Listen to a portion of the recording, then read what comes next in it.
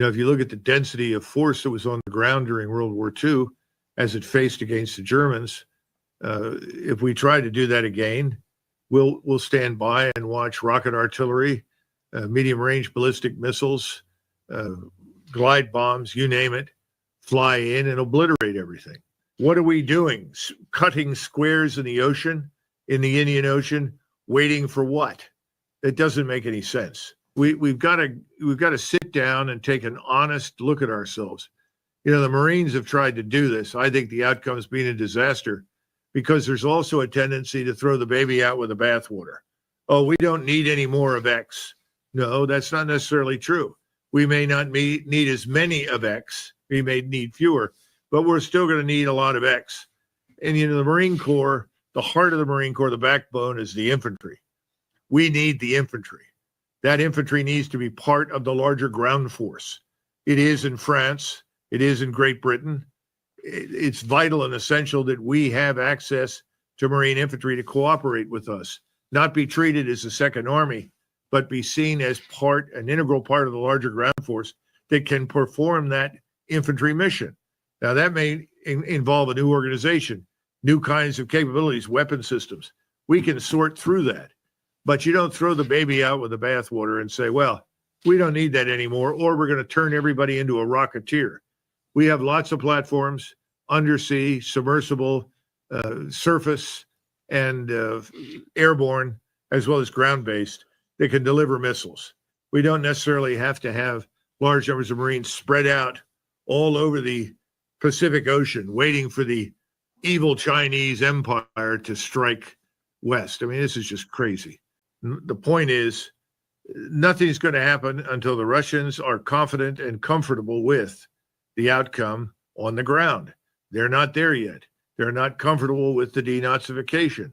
They're not comfortable with a number of these conditions. Again, that's why it's so important to get control of Ukraine, of the Kiev government. The best thing we can do is to send Mr. Zelensky and his little inner circle away. I don't know if they want to bring back Zaluzhny, who's the former general that's currently sitting as ambassador in London. I don't know what they want to do, or whomever else they can find. But it needs to end, and it's not going to end with the people that are sitting in Kiev. They've got to go away. The Ukrainian armed forces must be destroyed. And that's what's happening. The last remnants of it are being destroyed. And then finally, they need a new government in Kiev. I wouldn't trust Zelensky and his little group any further than I could throw a grand piano. Why would the Russians? I mean, why would the Russians trust anybody, including us, given the way we've lied to them repeatedly, and given what we heard about the Minsk Accords, thanks to Merkel, who opened her mouth and told the truth for a change. This sort of thing, we've got to come to terms with reality. This is about Russian national security. They have legitimate national security interests in Ukraine. They always have. We have legitimate national security interests in Mexico.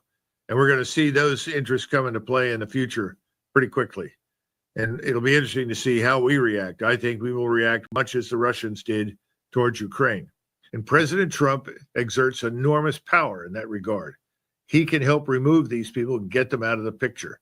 And then he can probably realize his aims much more quickly, because that would demonstrate conclusively to the Russians that we're serious. We're the ones who have run the show there. We're the ones that brought on this war. Remember that. And the Russians know it. And so they're watching to see what we do. Talk is cheap. Action is everything. One of the things that could have been done that wasn't, and by the way, I understand how President Trump feels. You have to remember that when he was president during the first term, he was not treated well by the Europeans. And I think that there's a lingering sense of hurt and anger over that. And I wouldn't be surprised about it, especially when you look at this man Starmer, and to a lesser extent at the French government. At this point, the Europeans, instead of seeing which way the wind is blowing and understanding that this war is going to end, and it's not going to end the way they want it to, it's going to end the way Moscow wants to end it. And we're prepared to accept that because, after all, they live there. Eastern Ukraine is next door. We don't. And we respect their wishes. I mean, that's really what President Trump has signaled. President Trump has a lot of influence. And I don't want to go into detail, but he can make it very clear what we will not do in the future if they do not cease and desist.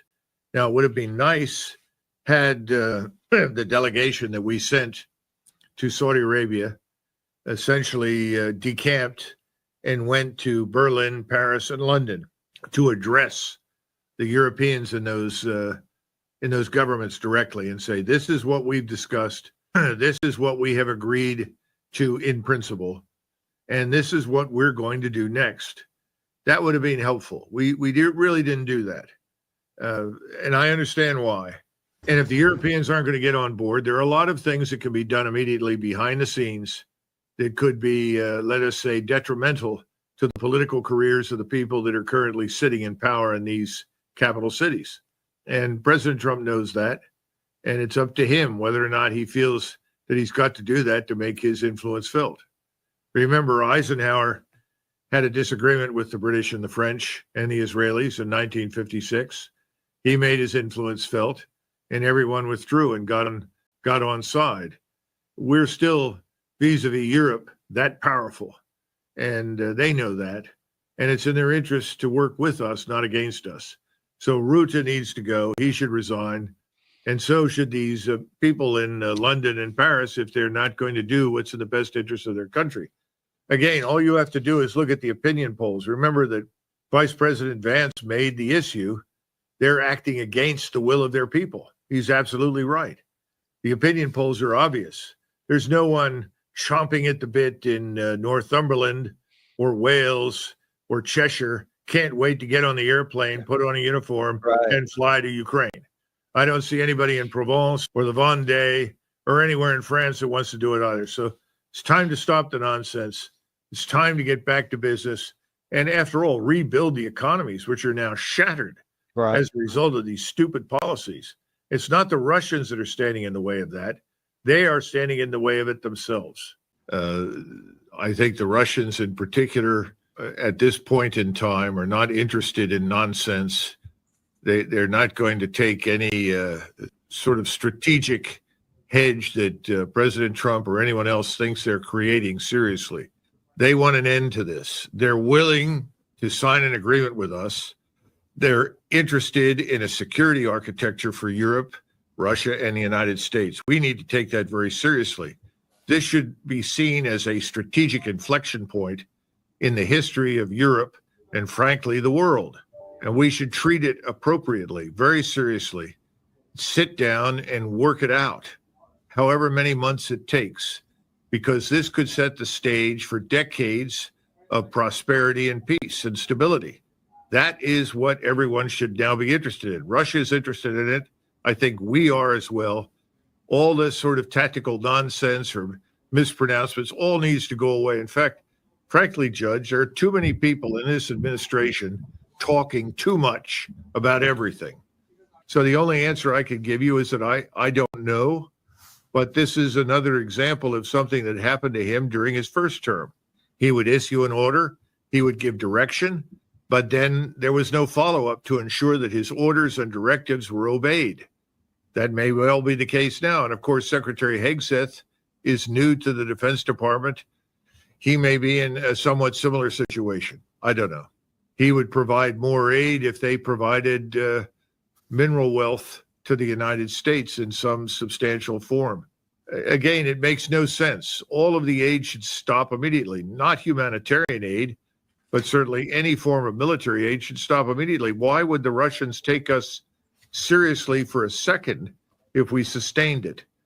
We need less of this marketing ploy, less nonsense, and more facts. And those facts should come from the president and not from anybody else. And they should come, I would say, only when absolutely necessary and carefully constructed after much research and understanding.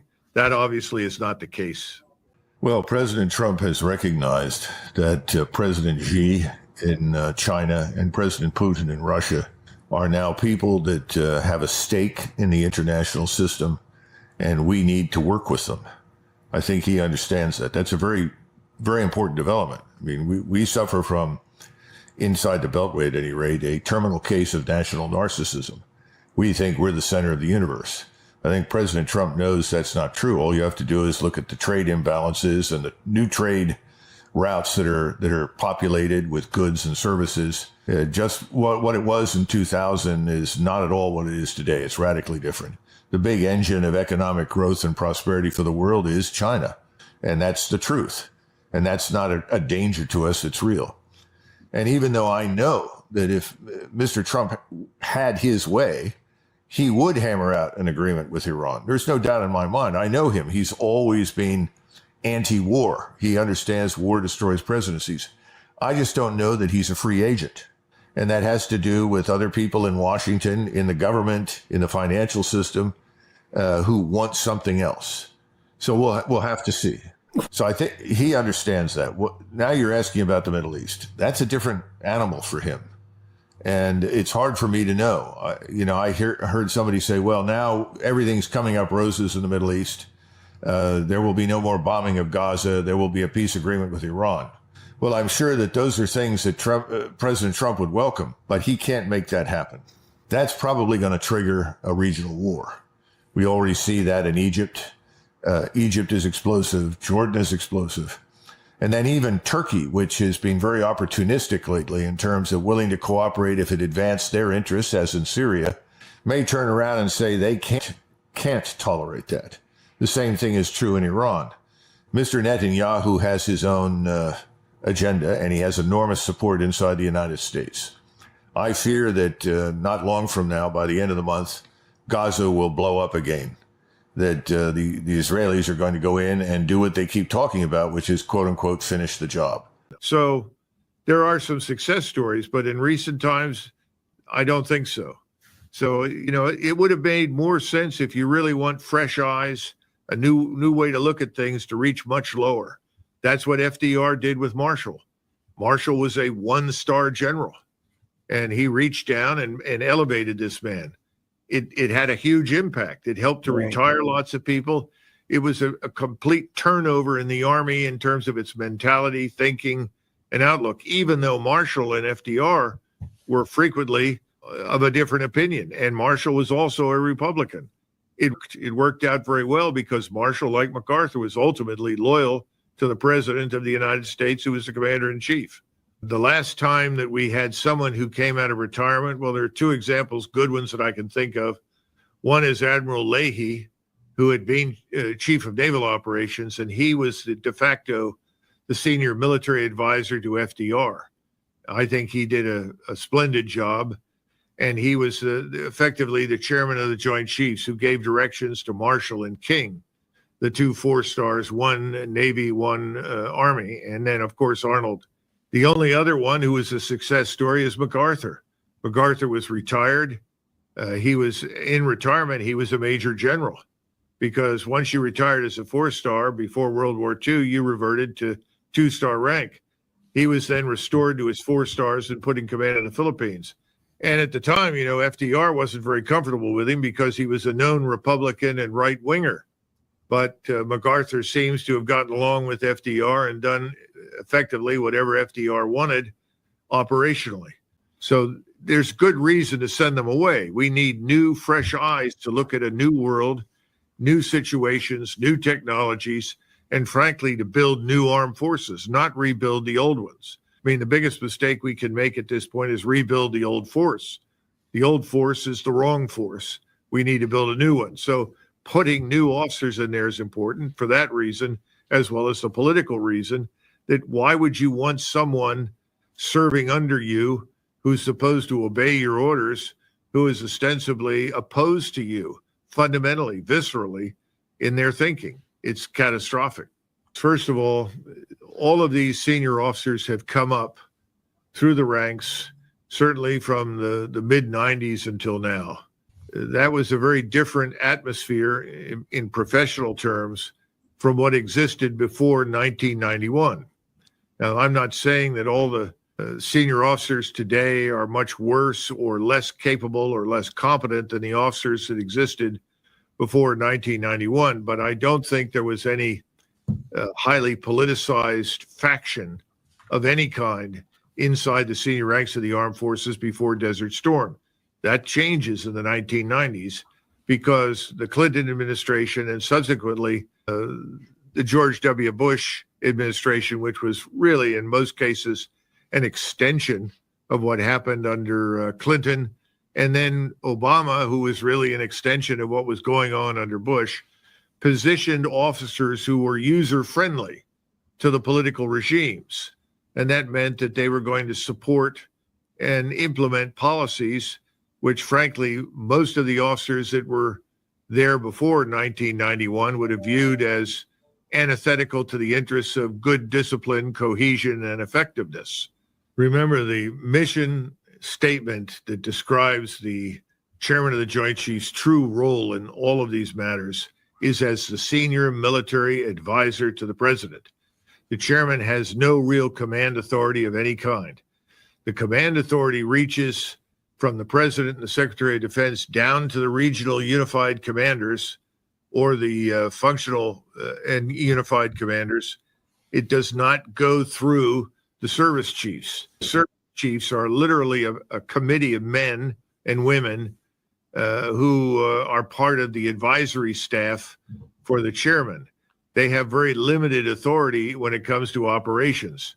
Unfortunately, most of the chairmen through most of our history have been very unimpressive men, people that were likely to be user-friendly in the wrong way.